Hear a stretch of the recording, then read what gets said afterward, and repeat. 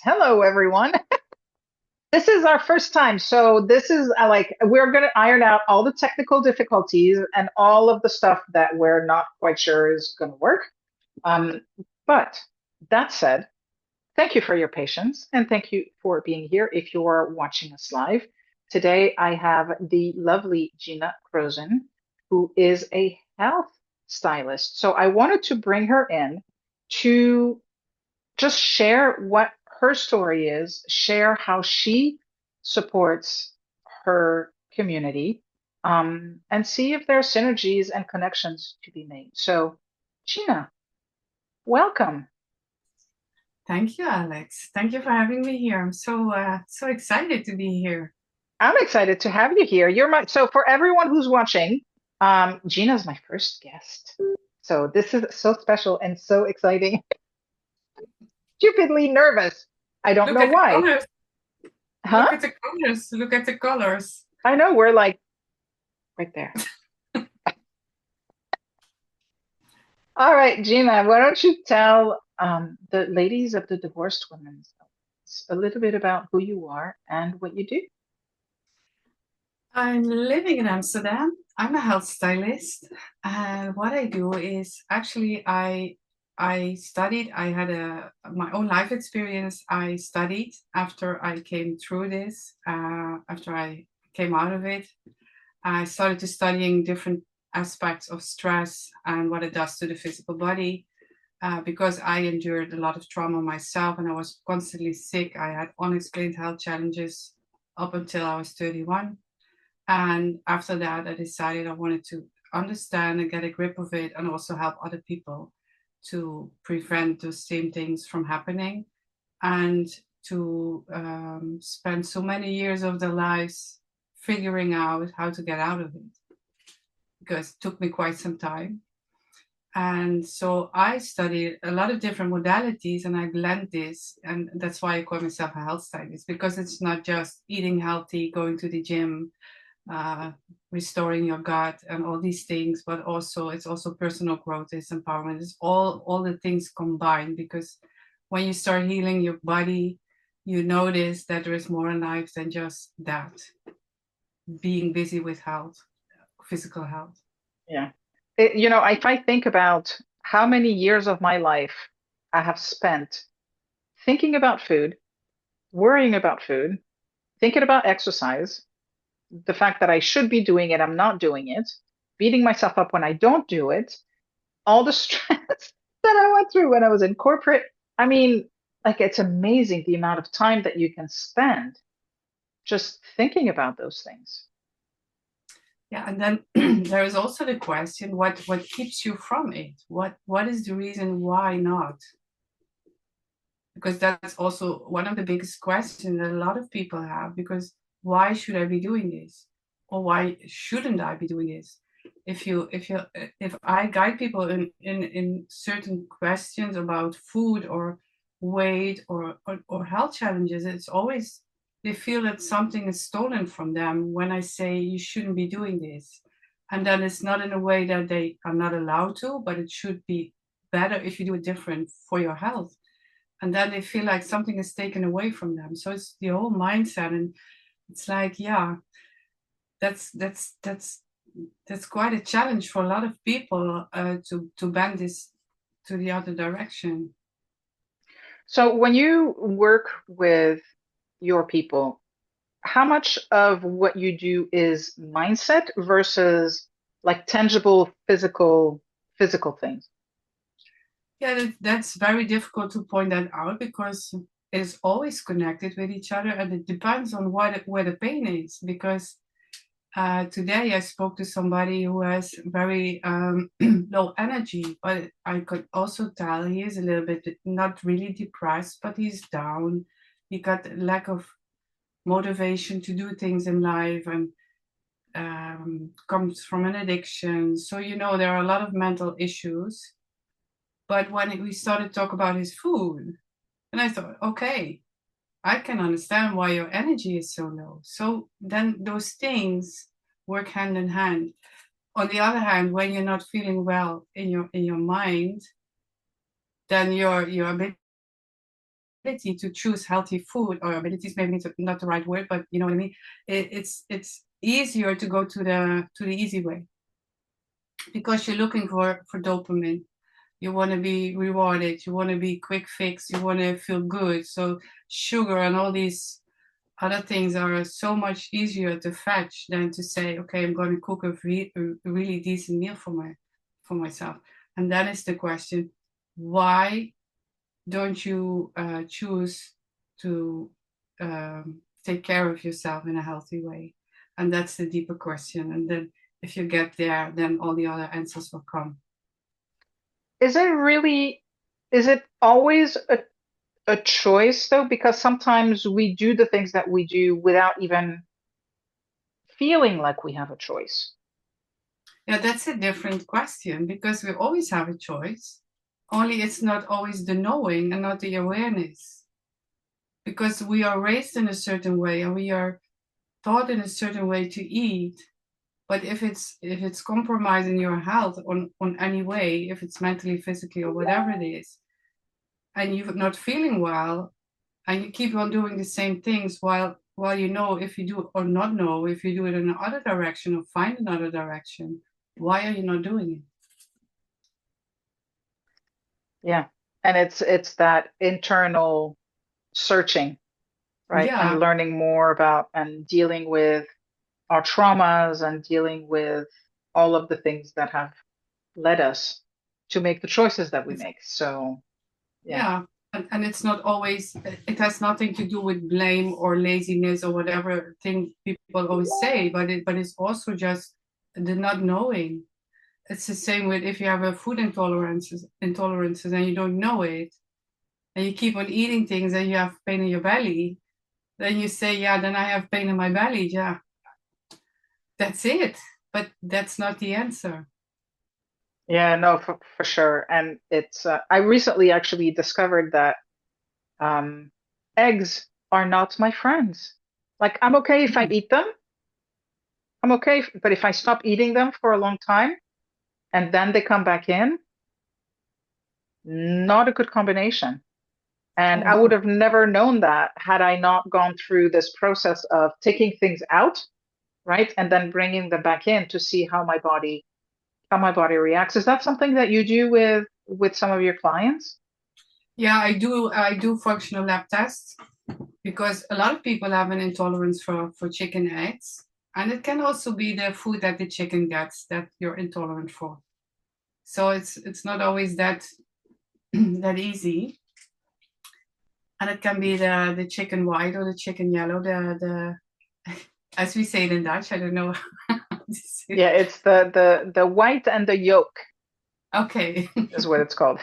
Yeah, so that can be two different things. So and if you eat a lot of eggs or you eat every day those eggs and you have the same feeling and you don't know, and indeed you stop with eating them and then afterwards you eat them again, then you know what's happening. Definitely. I find the functional testing super interesting because unless you're like violently ill, Yeah. you don't realize that you may have allergies to some things, right?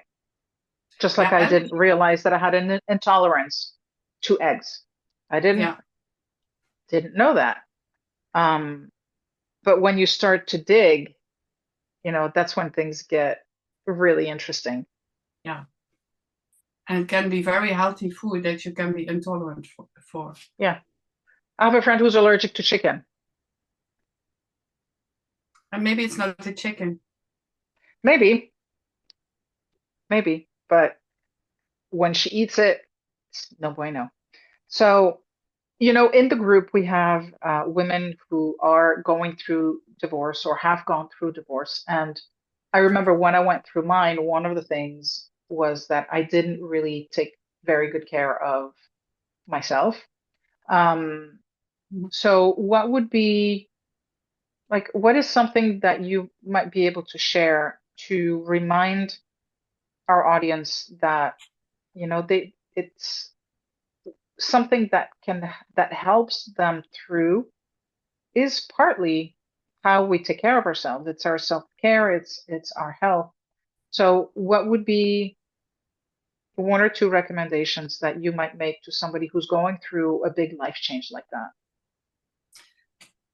Yeah, what the most important thing is that I feel is that we need to be more soft to ourselves instead of being so hard on ourselves.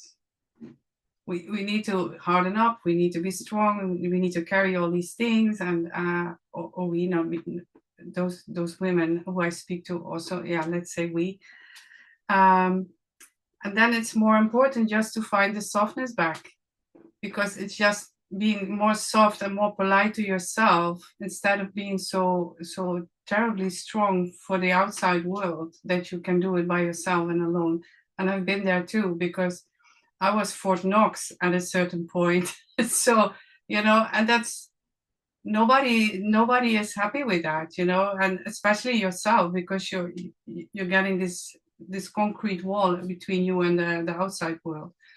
And it's also good to ask for help, of course, and that's a very hard thing to do, because especially if you've been hurt in a certain way. And so I think if you want to take care of yourself, then it's really important to be gentle with yourself and find a way to be more soft instead of being strong, independent. I can do it on my own. And it's interesting because I fully agree with you. I think we need to extend ourselves the grace that we often extend to other people when they're struggling. But it is a bit of both, right? Because we still have to be strong, right? Because we have to be able to make it every day, and sometimes it's, getting out of bed is showing strength. Um, and we also have to be kind to ourselves because I think we're so used to that masculine push, push, push. You gotta that really masculine energy that we forget we're not by nature, not necessarily like that, that we are that nurturing and caring that we so freely give to others. It's Yeah, like, well, it's got to come back to us too. exactly. And that's what I mean. First do you. First make sure that you take care of yourself before you give that to yeah, like our dear friend Sana always say, before you give that to others. It's like, but in every way, it's not just like mentally and emotionally, but also with caring for yourself, like nurturing your food and your exercise. If you're tired, if you're exhausted, why should you go to the gym? Mm. So that's not just getting yourself out of bed, but it's also listen to your body, listen what it really needs instead of what you think it needs, because it's always, the mind is so strong in this, and especially after such a situation, you want to keep on going. In certain situations, always you want to prove that you still have it, you're still capable of things, and all these aspects that come across the corner, like, hey, I'm still here. Yeah, yeah, and I very much hear you on giving back to, you know, giving back to ourselves. I think again, we're so conditioned by society that says it's this way or it's not the right way. Um, Being able to allow ourselves, give ourselves permission, right, Yeah. to just listen. And that's the other thing is it's not when you're so used to being up here, coming back here is not so easy. No, it's a roundabout. You.